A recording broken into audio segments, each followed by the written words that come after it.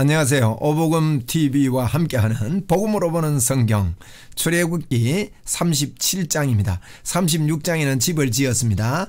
집을 짓고 이제 안에 들어갈 기구를 만드는 그런 이야기가 37장 내용이 되겠습니다. 그래서 이제 성막을 지으면서 그 기구를 만드는데 여기에 이제 이게 이제 성막 전체 그림이라고 볼 수 있습니다. 바깥에서 보는 그림입니다. 높이가 10규빗입니다. 요 집 높이가 10규빗이고 폭도 10규빗입니다.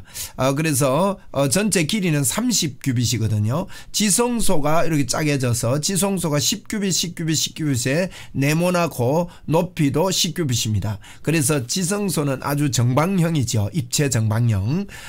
그리고 이제 요 울타리는 5규빗입니다. 2.5m 정도 된다 보여주시면 되고 이런 그림이 되겠습니다. 요 출입구가 동쪽입니다. 동쪽에 이렇게 화려하게 막을 짜서 출입구가 되겠고 요 출입구는 구체적으로 이렇게 볼 수 있고요. 성막 전체 이 구조를 보면 이 울타리에 들어가면 동쪽에서 들어가면 번제단이 있고 번제단 앞에 물두멍이 있지요. 물두멍 앞에 이제 성소와 지성소인데 성소에는요 들어가자마자 오른쪽에 떡상입니다. 여러분 오른손으로 우리 밥 먹잖아요. 대부분 왼손 쓰시는 분들은 간혹 있지만 우리는 오른손을 주로 쓰니까 오른쪽에 떡이 있다 보시면 돼요. 오른쪽에 떡상 맞은편에 금촛대 촛대입니다. 그 다음에 그 앞에 바로 그 언약궤에 들어가는 지성소 앞부분에 향단이 있습니다. 금향단, 요 분향단이 여기에 놓여 있고요. 그 다음에 들어가면 지성소 안에 언약궤가 있습니다. 언약궤. 그래서 성소, 지성소 이런 구조를 여러분 성막 구조를 머리에 넣고 우리 출발하면 좋겠고, 자 이제 우리 37장에는 이제 법궤, 이 법궤부터 만들거든요. 1절부터 9절까지 이야기하는데 법궤 뚜껑이 지성소입니다. 그래서 이 법궤 만들어서 지성소와 법궤는 요 지성소 위에 이렇게 천사가 서로 마주보고 있습니다. 근데 이게 이제 뭐 이 길이대로 있는지 이쪽으로 반대로 이쪽으로 보고 있는지 뭐 그거는 확실하게 나와 있지는 않지만 이런 구조로 되어 있고 채를 이렇게 꿰습니다. 이 채는 길게 꿰고 이 채는 옆으로 꿰잖아요. 이것도 방향을 어떻게 해라 이런 이야기는 없어요. 그러다 보니까 이분은 모형 만들 때 이렇게 만들었고 이분은 모형을 옆으로 만들었네요. 자 이런 정도 보고 우리 37장은 이제 집에 들어가는 기구 이야기다 하는 것을 봅시다. 1절 보세요. 부사렐이 조각목으로 궤를 만들었으니 길이가 2규빗 반, 너비가 1규빗 반, 높이가 1규빗 반. 그래서 2규빗 반은 1m 50이죠. 1m 길이가 1m 50 너비가 1규빗 반은 75cm 또 높이도 75cm 정도 1규빗 반 1규빗 반 이런 법궤를 이렇게 법궤를 만드는 거예요. 이 법궤 크기를 1절에서 말했습니다. 그리고 순금으로 2절에 순금으로 안팎을 이렇게 쌉니다. 또 위쪽 가장자리에 돌아가며 금태를 만들었습니다. 그리고 금고리 넷을 부어 만들어서 네 발을 달았으며 이쪽에 두 고리요 저쪽에 두 고리. 그리고 이제 방향이 뭐 길이대로인지 옆으로인지 여기 두 개가 다르잖아요. 그래서 채를 만든 거예요. 이게 채를 만들어 금으로 또 쌉니다. 이제 나무로 만들어서 금으로 싸니까 금같이 보이죠.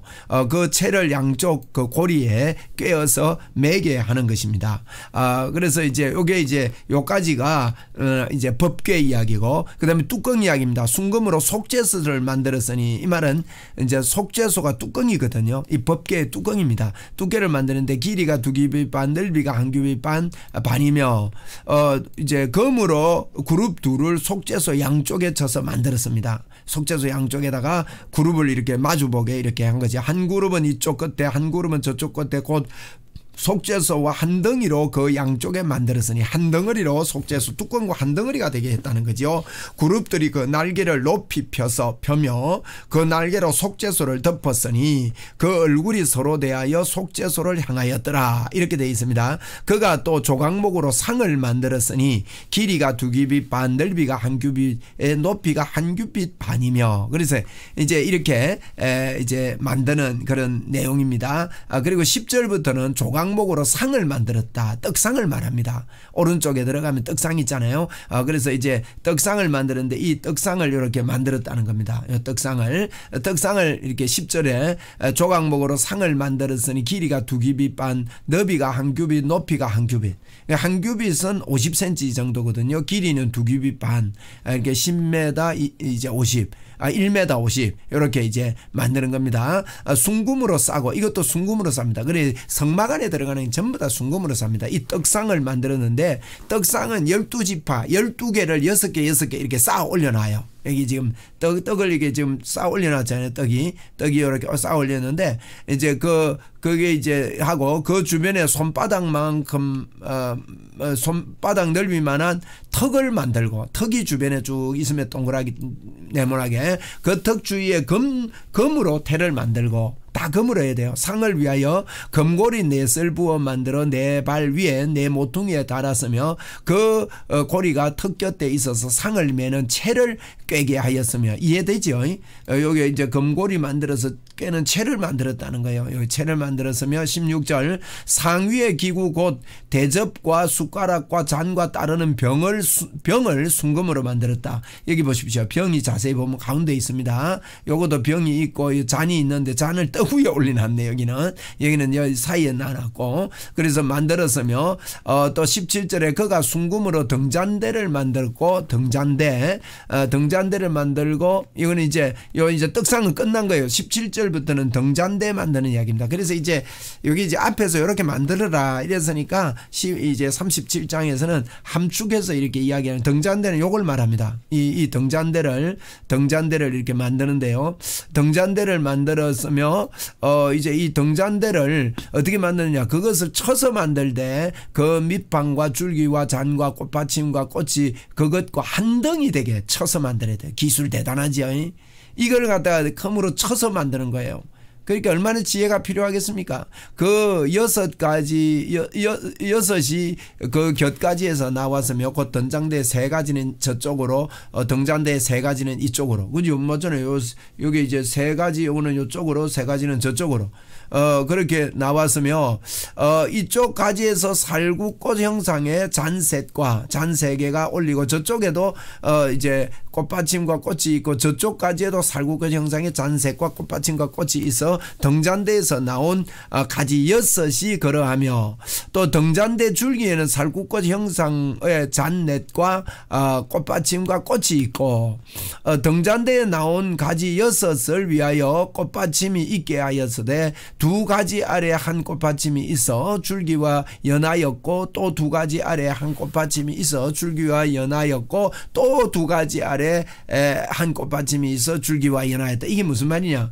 이 가지에 또 요 꽃받침이 있고 꽃받침이 있고 꽃받침이 있고 이렇게 연했단 말이에요.